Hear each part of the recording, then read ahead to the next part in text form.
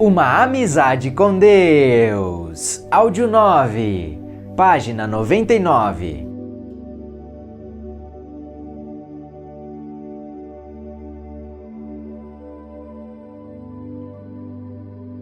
Mas é o mesmo que não ter preferência alguma. Eu pensei que você tivesse dito sempre. A sua vida acontece segundo as suas intenções em relação a ela. Como pode isso ser verdadeiro se a pessoa não tiver preferências? Ter intenções, mas não expectativas. E certamente não ter exigências. Não ficar viciado num resultado em particular. Nem mesmo ter preferência por um deles. Elevar seus hábitos, transformando-os em preferências e suas preferências em aceitações. Este é o caminho para a paz. Este é o caminho até a mestria. Um maravilhoso professor e escritor, Ken Kais Jr., discutiu exatamente essa ideia num livro excepcional, intitulado Guia para uma Consciência Superior. É verdade, suas formulações nesse livro foram muito importantes e inovadoras. Ele falou de trocar hábitos por preferências. Ele teve de aprender a fazer isso em sua própria vida, já que passou a maior parte dela em uma cadeira de rodas, imóvel da cintura para baixo. Se ele tivesse se habituado a uma grande mobilidade, jamais teria encontrado uma maneira de ser feliz. Mas ele compreendeu que a fonte da felicidade não eram as circunstâncias exteriores, mas sim nossas decisões internas sobre como escolhemos experimentá-las. Isso constituiu a essência de seus escritos, embora a maioria de seus livros não mencionasse seus desafios físicos. Quando era convidado a fazer palestras, as pessoas com frequência se chocavam ao vê-lo quase imóvel em sua cadeira de rodas.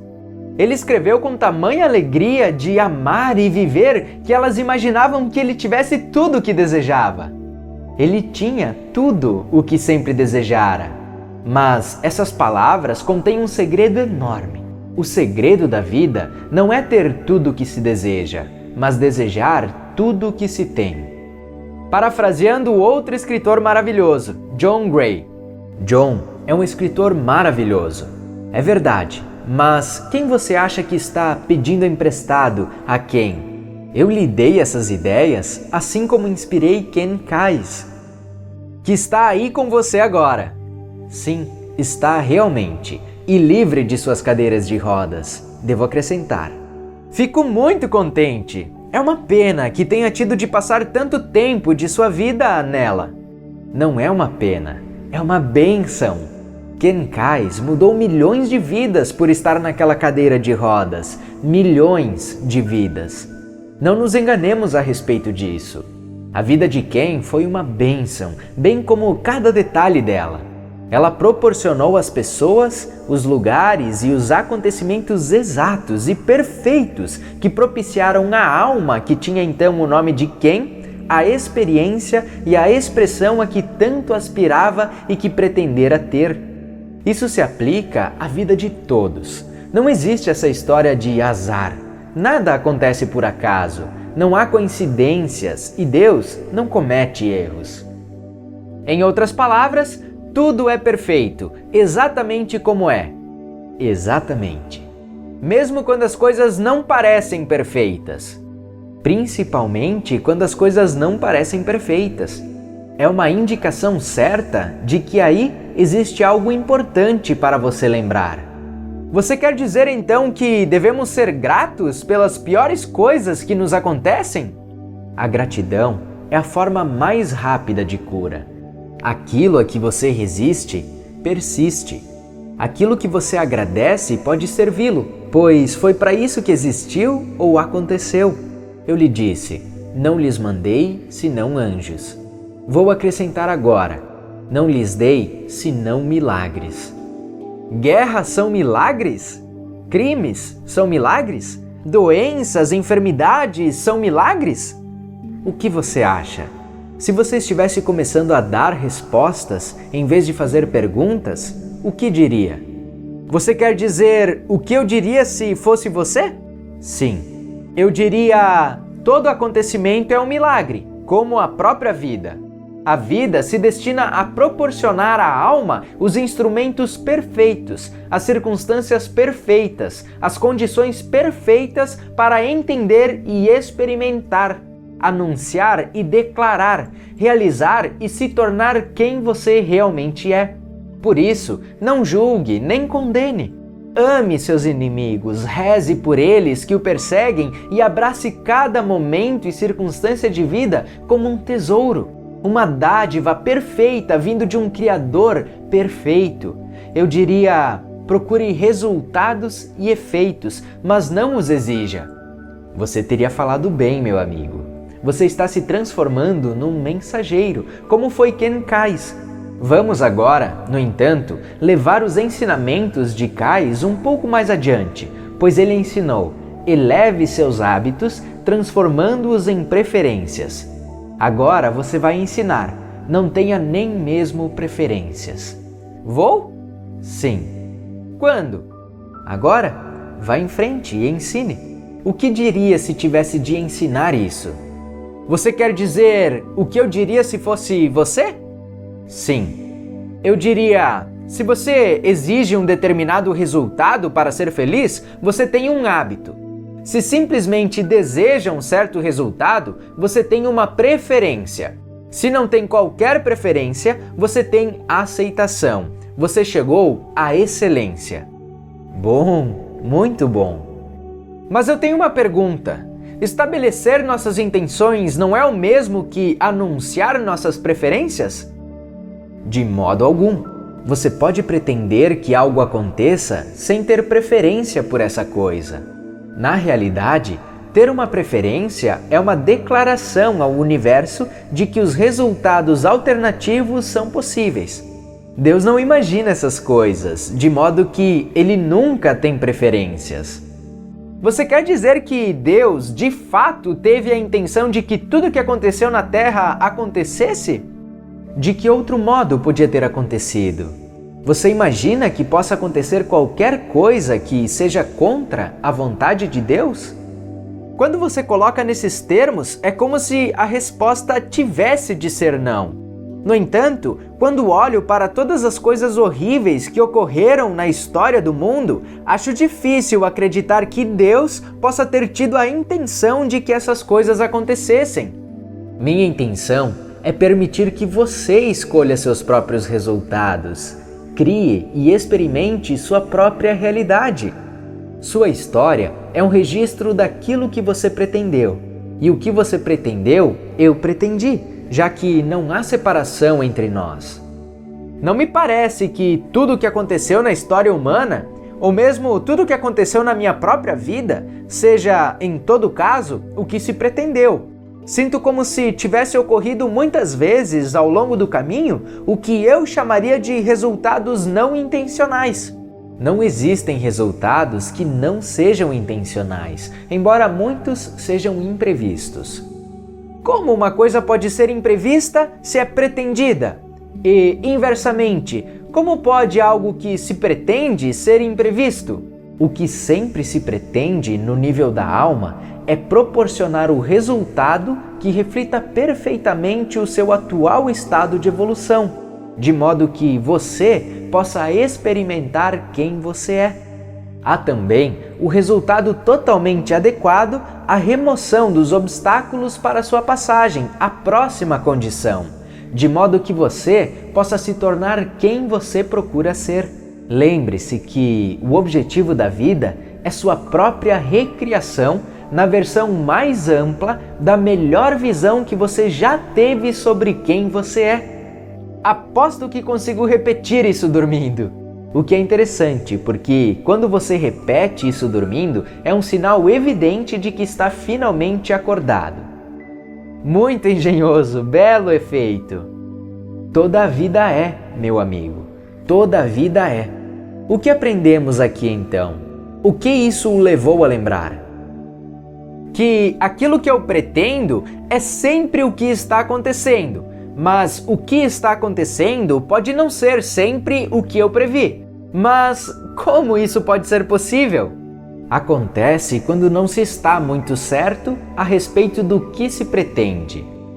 Você quer dizer que eu acho que estou pretendendo uma coisa e estou de fato pretendendo outra?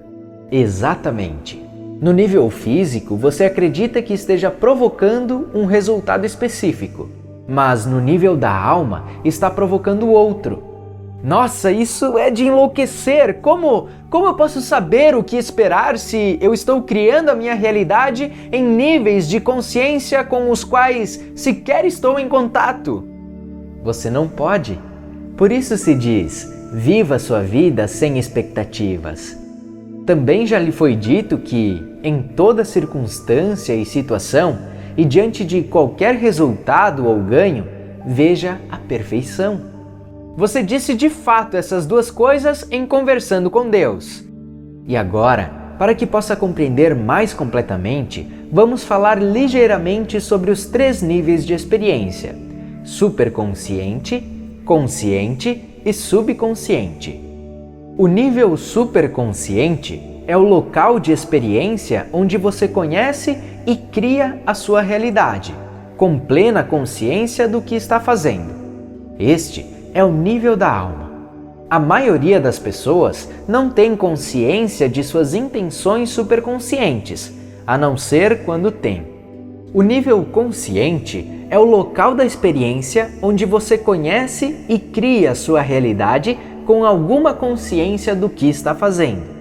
A intensidade com que faz isso depende de seu nível de consciência. É o nível físico. Quando você está comprometido com o caminho espiritual, você anda pela vida procurando sempre elevar sua consciência ou alargar a experiência de sua realidade física para incluir e abranger uma realidade mais ampla, que você sabe que existe. O nível subconsciente é o local de experiência onde você não conhece ou cria conscientemente sua realidade.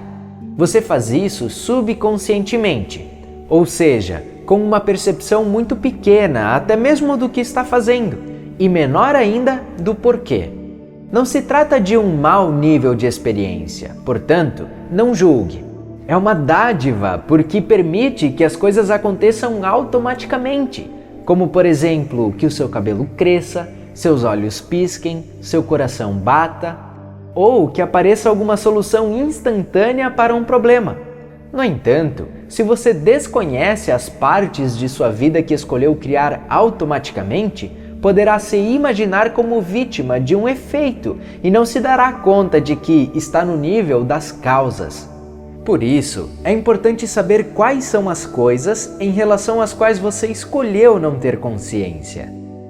Mais tarde, quando estivermos chegando ao fim deste diálogo, falarei a você novamente sobre a consciência e seus diferentes níveis, que produzem a experiência que alguns de vocês chamam de iluminação. Existe uma maneira de introduzir simultaneamente as mesmas intenções nos níveis consciente, superconsciente e subconsciente? Sim, esse nível de consciência que engloba os 3 deve ser chamado de supraconsciência. Alguns de vocês a chamam de consciência de Cristo, ou consciência elevada. É a consciência totalmente integrada. Quando você se encontra nesse lugar, torna-se totalmente criativo. Todos os 3 níveis de consciência se transformaram num só. Disse que você tem tudo junto, mas é de fato mais do que isso, porque, como em todas as coisas, o todo é maior do que a soma das partes. A supraconsciência não é simplesmente uma mistura do superconsciente, do consciente e do subconsciente. É o que acontece quando todos estão misturados e, portanto, transcendidos. Você passa então a um estado puro de ser. Esse estado puro de ser é a fonte básica de criação dentro de você. Quer dizer que, para uma pessoa de consciência elevada, resultados e efeitos são sempre intencionais e nunca imprevisíveis. Realmente, é verdade. E o grau em que um resultado parece imprevisível é uma indicação direta do nível de consciência no qual uma experiência está sendo percebida. Absolutamente correto. Portanto, o mestre é alguém que sempre concorda com os resultados, mesmo que eles não pareçam favoráveis, porque sabe que, em algum nível, ele deve tê-los pretendido. Agora você está entendendo. Você está começando a compreender algo que é muito complexo. E é por isso que o mestre vê perfeição em tudo. Maravilhoso, você entendeu? O que pode ser que o mestre nem sempre veja é o nível em que o ganho foi pretendido. No entanto, ele não tem dúvida de que, em algum nível, ele é responsável pelo resultado. Exatamente. É por isso que o mestre nunca se dispõe a julgar outra pessoa, lugar ou coisa. Ele está consciente de que, em algum nível, ele criou o que está experimentando. Sim. E que, se ele não gostar do que criou, depende dele mudar. Sim. E que a condenação não tem lugar nesse processo. Na realidade, aquilo que se condena, você mantém no lugar. Isso também é muito profundo, muito complexo. Seu entendimento disso é perfeito. Assim como seria perfeito se eu não o entendesse. De fato, nós estamos, todos nós, exatamente onde é perfeito que estejamos, o tempo todo. Exatamente. Ou você não estaria lá.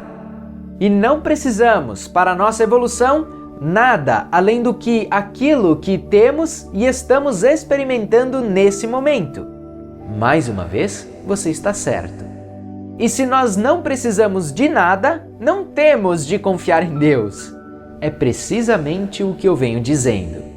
E quando não temos de confiar em Deus, então realmente podemos.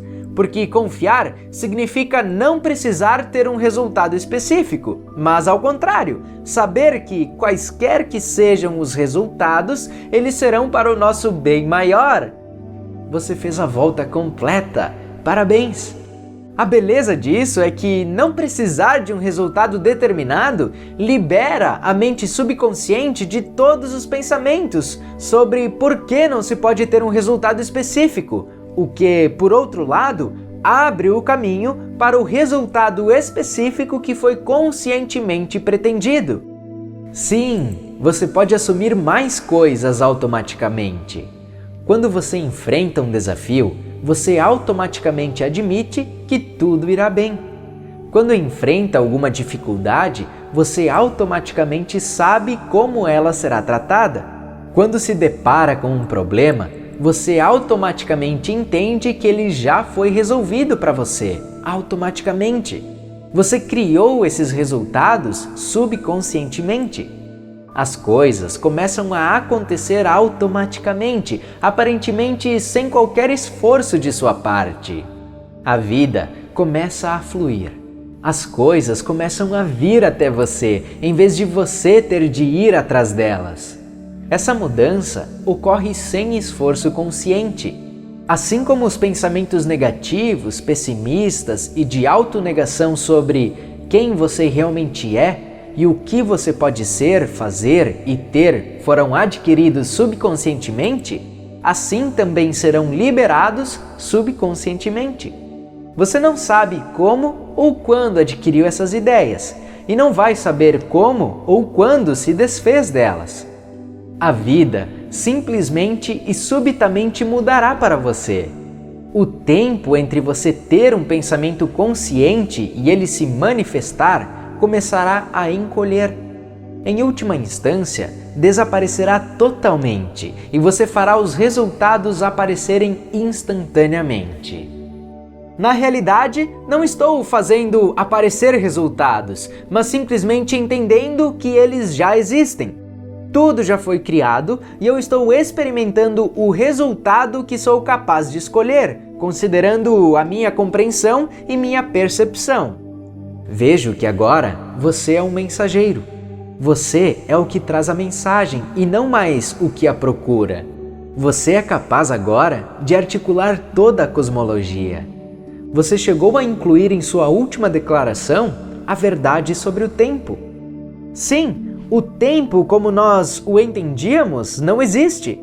Existe apenas um momento, o eterno momento do agora.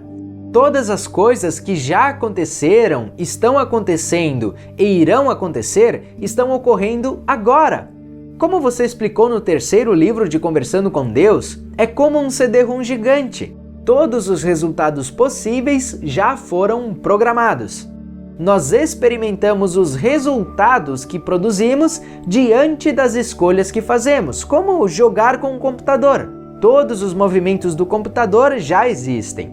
Quaisquer resultados que você venha a experimentar irão depender dos movimentos que você faça. É um bom exemplo, porque permite que se compreenda rapidamente. Tem um inconveniente, porém. Qual? Compara a vida a um jogo. Faz parecer que tudo que estou fazendo é jogar com você. Sim, recebi cartas de pessoas que estavam irritadas com isso. Elas diziam que, se o que estava escrito em Conversando com Deus sobre os acontecimentos e o tempo era verdade, elas ficavam profundamente decepcionadas. Se depois de tudo que foi dito e feito, não somos nada além de joguetes movidos no tabuleiro de xadrez por um Deus que faz tudo isso para se divertir, elas não se mostraram contentes. É esse o tipo de Deus que você pensa que eu sou? Porque você sabe, se pensa assim, é exatamente assim que você me verá. Os humanos formulam seus pensamentos sobre Deus e depois passam a me ver dessa forma por milhares de anos. Esse é, então, o maior de todos os segredos sobre Deus.